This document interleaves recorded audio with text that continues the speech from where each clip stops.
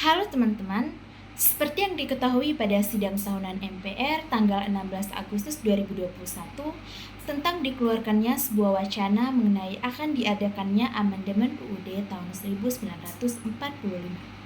Perlukah dilakukan amandemen pada UUD 1945? Di sini saya akan membahas secara singkat mengenai sisi positif dan sisi negatif dari adanya amandemen UUD 1945. Yang pertama yaitu dari sisi positif. Mengapa perlu diadakannya amandemen? Yang pertama, relevansi dengan tuntutan perubahan zaman. Amandemen UUD 1945 dianggap penting karena konstitusi harus tetap relevan dalam menghadapi perubahan zaman. Dengan perubahan sosial, ekonomi, dan politik yang terjadi seiring waktu, konstitusi yang tidak berubah dapat menjadi hambatan bagi kemajuan dan responsivitas pemerintah terhadap kebutuhan masyarakat. Oleh karena itu, amandemen dapat memberikan alat untuk memastikan bahwa konstitusi selalu berada di garis depan dalam mengatasi tantangan baru. Yang kedua ialah penguatan dan perlindungan hak asasi. Melalui amandemen, hak asasi manusia dapat lebih kuat dilindungi dan diberdayakan. Ini penting karena hak asasi manusia adalah landasan moral dan hukum yang mendasari masyarakat yang adil dan demokratis. Dengan perubahan zaman, tantangan baru bagi hak asasi manusia mungkin muncul, dan amandemen dapat memberikan kerangka kerja hukum yang lebih kuat untuk menangani tantangan tersebut. Berikutnya ialah perluasan otonomi daerah.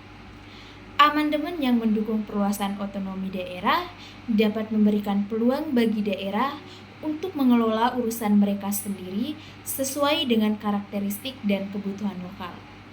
Hal ini dapat meningkatkan partisipasi warga dalam proses pengambilan keputusan lokal dan mendorong pembangunan yang lebih efektif.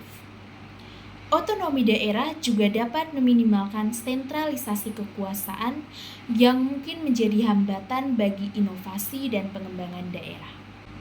Berikutnya ialah perbaikan ketatanegaraan. Melalui amandemen, kelemahan dalam sistem ketatanegaraan dapat diperbaiki. Ini termasuk meningkatkan mekanisme pengawasan terhadap pemerintah, mengatasi potensi penyalahgunaan kekuasaan, dan merespons dengan lebih baik terhadap situasi darurat atau krisis. Seiring dengan perubahan sosial dan teknologi, mekanisme ketatanegaraan juga harus berkembang agar tetap efektif.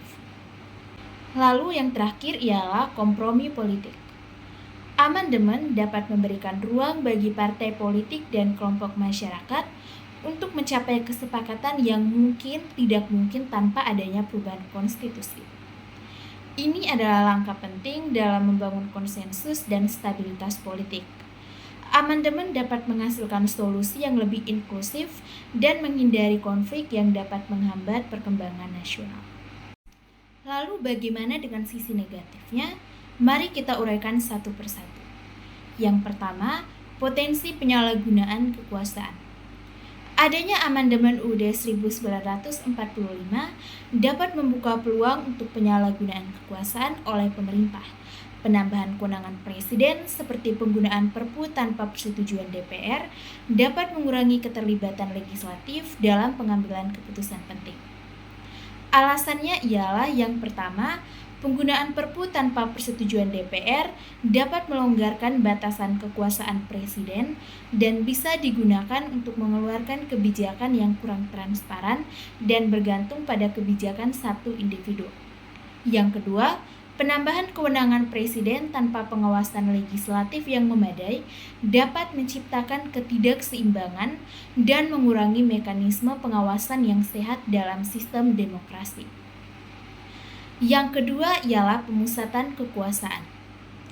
Hal ini dikhawatirkan jika amandemen UUD 1945 mengarah pada pemusatan kekuasaan di tangan presiden. Kekhawatiran ini muncul karena beberapa perubahan dapat memberikan kekuasaan eksekutif yang lebih besar tanpa langkah yang setara untuk mengimbanginya.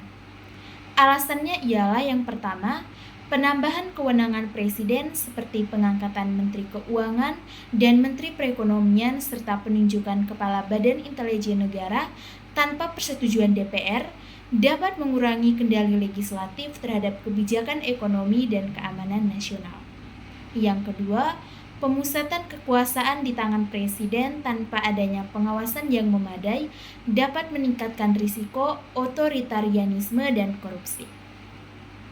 Berikutnya ialah menurunkan perlindungan hak asasi manusia.